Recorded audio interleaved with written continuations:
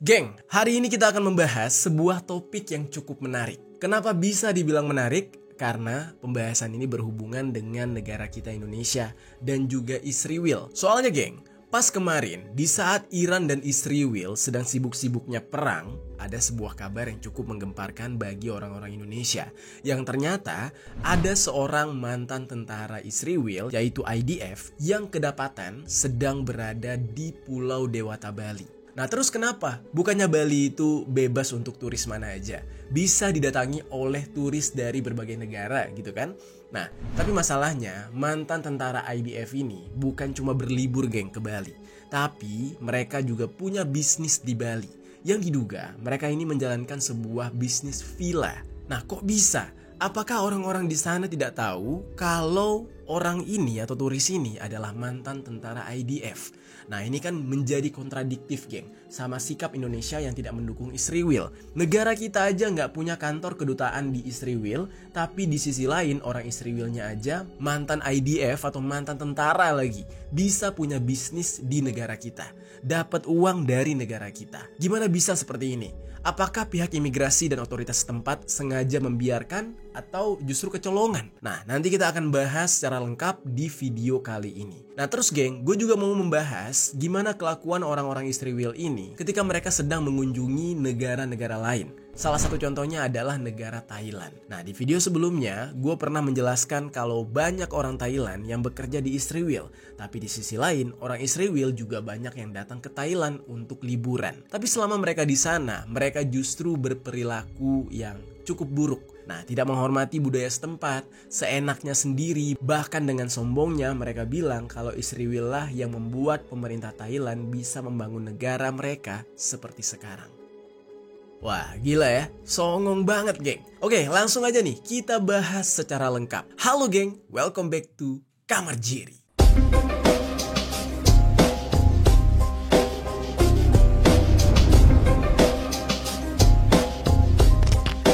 Geng, untuk pembahasan yang pertama, kita langsung masuk ke dalam pembahasan ketika turis Israel punya bisnis villa di Bali.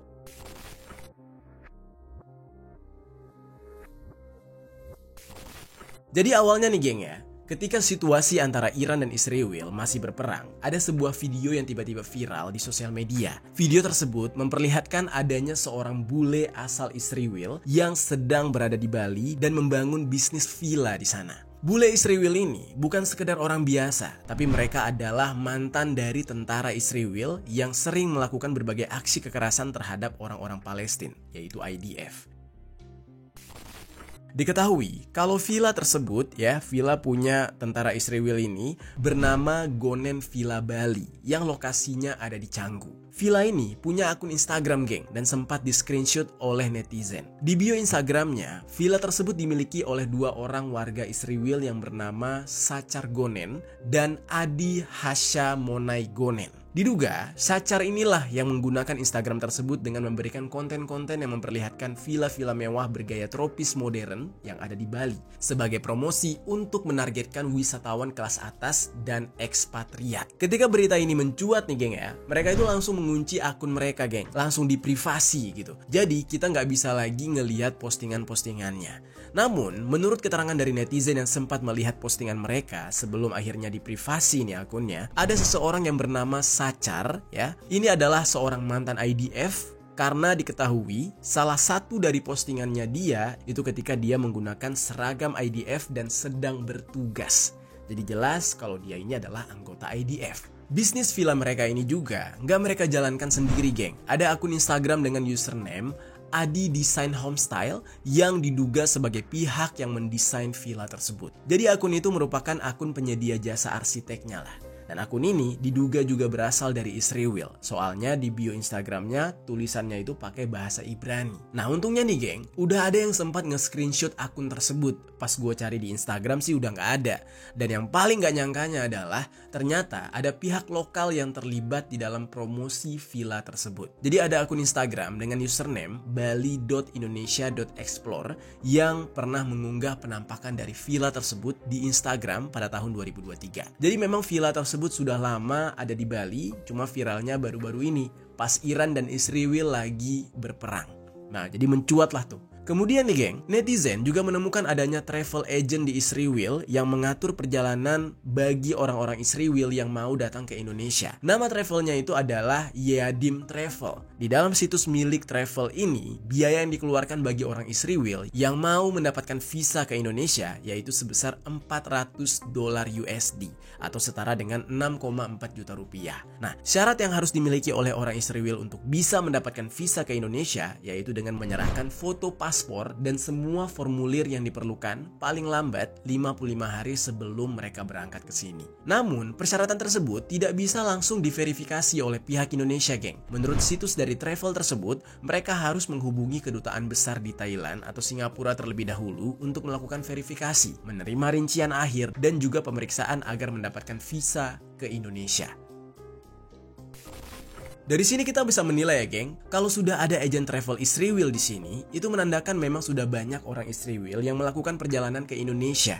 Ya kan? Karena logikanya nggak mungkin rute perjalanan itu ada kalau pasarnya nggak ada atau peminatnya nggak ada. Kalau ada rutenya ya pasti karena banyak orang Israel yang pengen ke Indonesia, terkhususnya ke Bali. Ya mungkin kalau tujuannya ke Indonesia cuma untuk liburan, ya masih bisa ditoleransi lah. Tapi kalau sampai mereka punya bisnis di Indonesia, apakah itu diperbolehkan? Udah mana warga asing ditambah lagi berasal dari Israel, negara yang cukup problematik yang suka membuat kericuhan dan genosida gitu kan. Dan Indonesia juga nggak pernah punya hubungan diplomatik apa-apa dengan Israel. Pertanyaannya, kenapa bisa mereka yang merupakan mantan anggota IDF atau tentara Israel yang kejam ini bisa mendapatkan izin untuk mendirikan villa di Bali? Ya sebenarnya nih geng, isu banyaknya warga asing yang punya usaha di Bali, ya itu udah sering kita dengar ya, gak baru-baru ini aja. Dan hal ini disampaikan oleh Irjen Putujayan Danuputra yang pada tahun 2023 menjabat sebagai Kapolda Bali. Beliau ini menyampaikan ternyata banyak warga negara asing yang meminjam nama warga negara Indonesia untuk membangun usaha di Bali. Padahal aksi tersebut dilarang di Indonesia berdasarkan Undang-Undang Nomor 25 Tahun 2007 tentang penanaman modal dan Undang-Undang Nomor 40 Tahun 2007 tentang perseroan terbatas. Nah, temuan ini terungkap ketika ada warga negara Indonesia yang jadi korban penipuan geng berupa pemalsuan dokumen, sehingga si warga negara Indonesia ini melaporkan ke kantor polisi. Dampak dari banyaknya warga negara asing yang meminjam nama dari orang lokal Indonesia ini membuat sulitnya untuk bisa mendata jumlah villa di Bali. Karena kan jadi nggak tahu tuh mana yang villa asli punya orang lokal dan yang mana villa bodong gitu.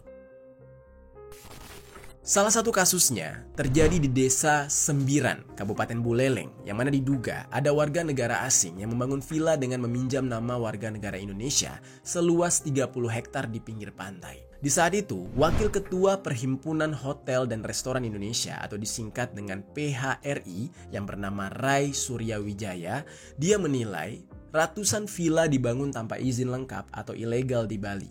Itu sudah terjadi sejak tahun 2015. Di daerah Badung aja udah ada hampir 20-30% itu villa bodong. Modus yang dilakukan oleh warga negara asing ini dengan meminjam nama warga negara Indonesia untuk membangun rumah mewah dengan izin residence. Rumah tersebut kemudian ditempati secara pribadi dalam kurun waktu tertentu setelah dibangun biar terlihat seolah-olah rumah tersebut tidak dibangun untuk keperluan komersial, tapi dipergunakan sendiri atau pribadi gitu oleh mereka. Karena dipakai sendiri, mereka nggak perlu mengurus izin apapun, mau itu izin villa, izin pondok wisata, ataupun izin hotel itu nggak perlu. Karena kan buat dipakai sendiri ceritanya. Barulah setelah menempati rumah tersebut, si warga negara asing ini bakal mempromosikan secara online tanpa mengurus izin apapun.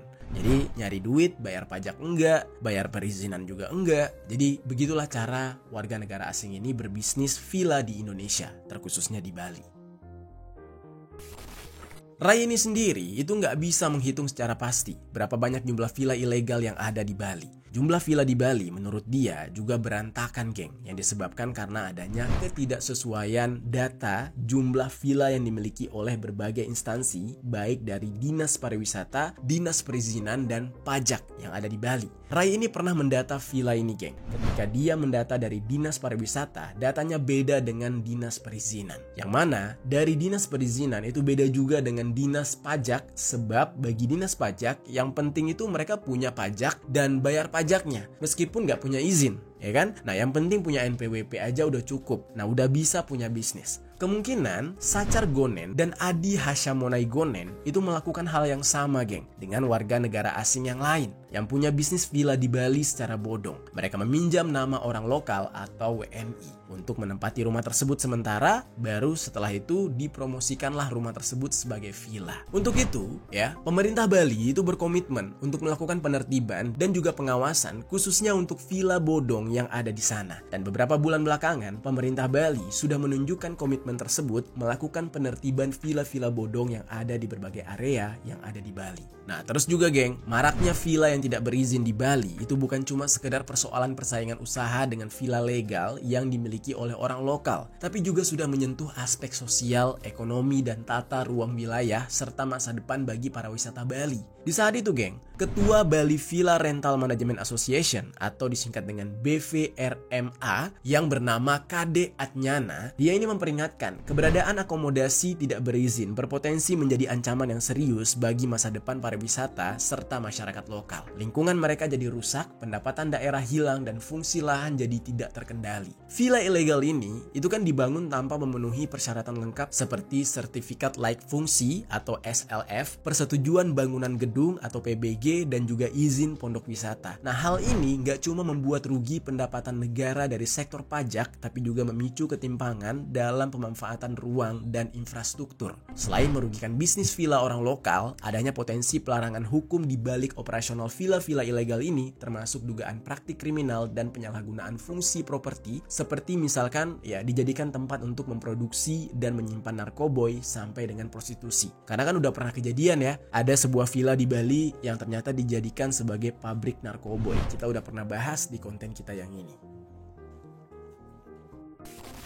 Makanya, geng, ketika berita ini viral, banyak netizen yang mengecam kepemilikan villa oleh Sacar Gonen dan Adi Hashamonai Gonen ini, yang merupakan mantan anggota tentara Israel, yaitu IDF. Banyak juga netizen yang mempertanyakan, baik orang-orang lokal Bali maupun pemerintah lokal Bali yang terkesan membiarkan mereka sampai bisa memiliki bisnis villa di sana. Karena nggak mungkin nggak ada yang tahu pembangunan villa tersebut, apalagi warga yang tinggal di sekitar villa tersebut, ya nggak mungkin mereka nggak tahu. Dan untuk itu, netizen berharap agar pemerintah bisa menindak tegas villa milik mantan anggota IDF tersebut. Kalau bisa, sekalian ditutup, karena ini sangat kontradiktif. Masa Indonesia mengecam tindakan Israel, tapi di satu sisi memperbolehkan mantan anggota IDF mendapatkan uang dari Indonesia. Kalau menurut kalian gimana, geng? Apakah kalian setuju kalau mantan anggota IDF ini punya di Bali atau justru ya ditutup aja? Coba deh, tinggalkan komentar di bawah.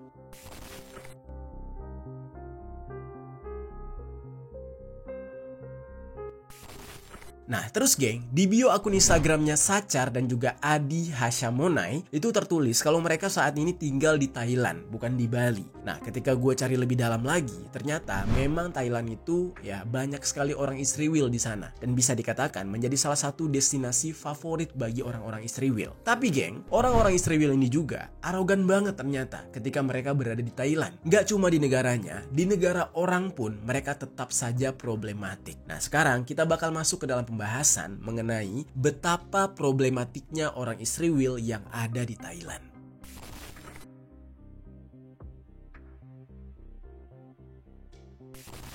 Jadi, geng, kita kan tahu ya, orang Thailand itu banyak yang bekerja di Israel, yang juga sempat gue bahas di video sebelumnya. Tapi ternyata di Thailand sendiri juga banyak orang Israelnya, geng. Nah, sekitar 2 tahun yang lalu, gak banyak orang Israel yang memilih Thailand sebagai destinasi mereka. Tapi semakin kesini, semakin banyak aja nih yang datang ke sana. Meningkatnya jumlah orang Israel ke Thailand bisa dilihat sebagai efek lanjutan dari konflik Israel yang ada di Gaza. Banyak warga negara Israel yang masih muda memilih Thailand sebagai destinasi mereka setelah setelah menyelesaikan dinas militer mereka di IDF. Orang-orang Israel ini biasanya datang ke Pai, provinsi Mae Hong Son, Thailand. Nah sayangnya geng, gak seperti peribahasa di mana bumi dipijak di situ langit dijunjung. Orang-orang Israel yang ada di Thailand ini malah seenaknya, dan banyak yang gak menghargai warga lokal serta tradisi di negara Thailand tersebut. Jadi waktu itu ada sebuah video yang memperlihatkan seorang turis perempuan asal Israel yang diketahui bernama Kasem Chohen. Dia ini sedang berada di sebuah kafe yang ada di pulau Full Moon Party Koh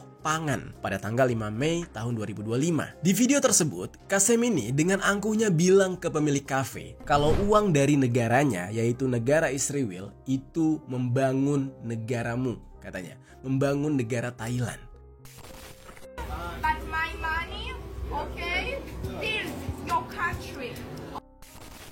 Kata-kata itu diucapkan karena sebelumnya pihak restoran ini meminta agar Kasem membuka sepatu sebelum masuk ke dalam kafe. Nah di Thailand ada berbagai tempat yang menerapkan aturan untuk membuka sepatu sebelum masuk ke dalam ruangan geng. Di Indonesia juga ada yang kayak gitu ya kan. Nah seperti kalau kita mau masuk ke dalam rumah diharuskan untuk membuka sepatu. Atau ya mau duduk di lesehan gitu harus buka sepatu. Negara-negara di Asia lainnya juga banyak yang menerapkan aturan seperti itu. Dan memang aturannya tidak tertulis, tapi karena sudah menjadi tradisi, ya semua orang yang ada di sana wajib untuk mentaati aturan tersebut. Namun, ketika si pemilik kafe menegur si Kasem ini malah nggak terima. Dia malah mengeluarkan kata-kata yang cukup nyelekit dan berdebat dengan si pemilik kafe. Nah, video ini pun jadi viral di Thailand. Dan Kasem langsung mendapatkan kecaman dari orang-orang Thailand dengan menyebut bahwa perilakunya ini nggak sopan terhadap warga lokal. Orang-orang Thailand bahkan meminta polisi untuk campur tangan dan mendeportasi si Kasem ini dari Thailand. Banyak orang Thailand yang merasa nggak terima karena orang lokal pastinya menyambut turis dengan ramah agar mereka bisa nyaman ketika mengunjungi Thailand. Tidak dipungkiri juga, ya kalau kedatangan mereka juga berpengaruh besar bagi pendapatan negara dan masyarakat Thailand. Tapi kalau melihat bagaimana arogannya si Kasem ini kepada orang lokal, yang membuat mereka semua jadi marah dan kesal atas kelakuan orang Israel tersebut di negara mereka.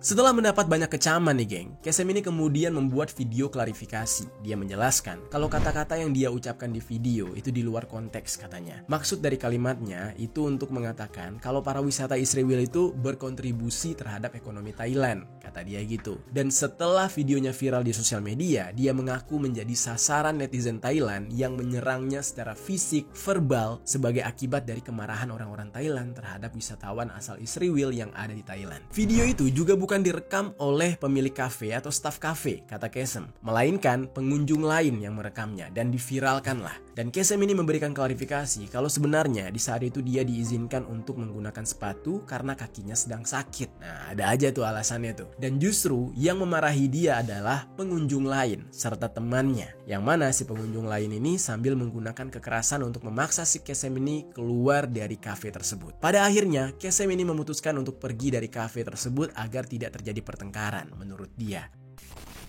חשוב לי להגיד שאני מצטערת על המשפט ועל איך שהוא יצא כיוון שפגעתי בתאילנדים. Ya meskipun si Kasem ini nggak berantem sama pihak kafe, cuma kita bisa nilai sendiri dari kalimat yang dia ucapkan ya, kalau orang Israel ini arogan banget, sombong banget dari kalimatnya. Merasa negaranya membantu pendapatan Thailand karena banyak yang datang ke negara tersebut. Jadi merasa bisa seenaknya sendiri. Namun geng, itu bukan satu-satunya kasus betapa arogannya orang-orang Israel yang ada di Thailand. Hal ini bisa terlihat dari beberapa pemilik usaha di Pai, di daerah Pai, yang memasang tanda penolakan terhadap warga Israel. Nah, jadi udah banyak tuh papan-papan yang bertuliskan mereka tidak suka dengan warga Israel, orang Israel yang tidak diterima di daerah-daerah tertentu. Nah, pemilik usaha ini mengaku kalau orang-orang Israel yang ada di sana memiliki perilaku yang kurang baik. Mereka nggak tertib, suka mabuk-mabukan, dan kalau mabuk, ya mereka ini selalu bikin onar. Ada kejadian yang gue ambil dari informasi di media Kompas nih, yang mengutip dari The Star. Di tanggal 9 Februari tahun ini, ada orang Israel yang mabuk dan menunjukkan perilaku yang benar-benar gak sopan terhadap wanita pemilik restoran. Pasca kejadian itu, pemilik restoran mengungkapkan rasa gak amannya dia dan menyampaikan kekhawatirannya dia dengan akhirnya sering menutup restoran lebih awal,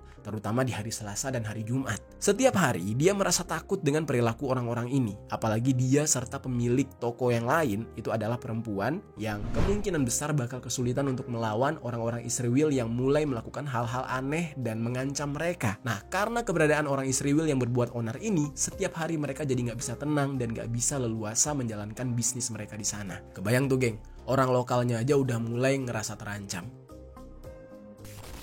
Keluhan yang sama juga disampaikan oleh seorang dokter yang bekerja di rumah sakit Pai. Nah, sampai-sampai ke rumah sakit nih. Dia ya bercerita ada 4 orang warga Israel yang diketahui bernama Daniel Gagaev, terus ada Aviv Rom, terus ada Immanuel Ashton, dan juga Dan Nisko. Nah, itu masuk ke dalam ruang gawat darurat. Gila nggak tuh? Ke IGD. Mereka mengamuk-ngamuk di sana sampai mengakibatkan kerusakan. Insiden ini terjadi setelah ada warga Israel yang terlibat kecelakaan motor. Akhirnya ya, gara-gara mereka rusuh ini, mereka pun dideportasi setelah didakwa dalam kasus pengancaman, pelecehan, dan mengganggu kenyamanan orang lain. Nah, mereka semua didenda masing-masing sebesar 3.000 baht atau yang setara dengan 1,4 juta rupiah. Visa turis milik mereka juga dicabut dan mereka resmi dilarang masuk ke Thailand sejak saat itu. Dan peristiwa seperti ini bukan pertama kali terjadi di rumah sakit tersebut. Berkali-kali rumah sakit Pai ini menghadapi turis Israel yang kasar, agresif, dan melanggar hukum. Para petugas medis sampai takut terhadap keamanan mereka ketika bekerja di rumah sakit. Bahkan ada berita kalau turis-turis Israel itu berani merokok ganjo di rumah sakit. Warga lokal Pai sendiri juga pernah cerita kalau turis-turis Israel ini sering kedapatan menghisap ganjo di pinggir jalan. Nah, masalahnya asap ganjo itu bisa terhirup oleh siapa saja termasuk para bocil-bocil. Terus geng, ada juga yang mengaku kalau orang Israel di sana sering mengadakan pesta, tapi pestanya terus berlanjut sampai tengah malam dan itu terjadi hampir setiap hari. Yang akibatnya warga sekitar jadi nggak bisa tidur karena terlalu berisik dan berdampak pada mereka yang nggak bisa menjalankan aktivitas secara produktif. Dari informasi yang gue ambil di media Thai PBS, ya, ini adalah media Thailand nih. Ada berbagai keluhan dari warga lokal Pai kepada turis Israel ini, geng. Orang-orang Israel ini dikatakan sering melakukan kegiatan wisata seperti bermain arung jeram, tapi sambil diisi dengan minuman alkohol. Berpesta sampai nggak tahu waktu di pub dan juga bar, sehingga menimbulkan kebisingan. Terus banyak turis Israel yang menyediakan rental ilegal juga, serta menyediakan sekolah mengemudi yang nggak berizin. Ini kan sebenarnya nggak boleh ya, sama kayak kejadian di Bali itu.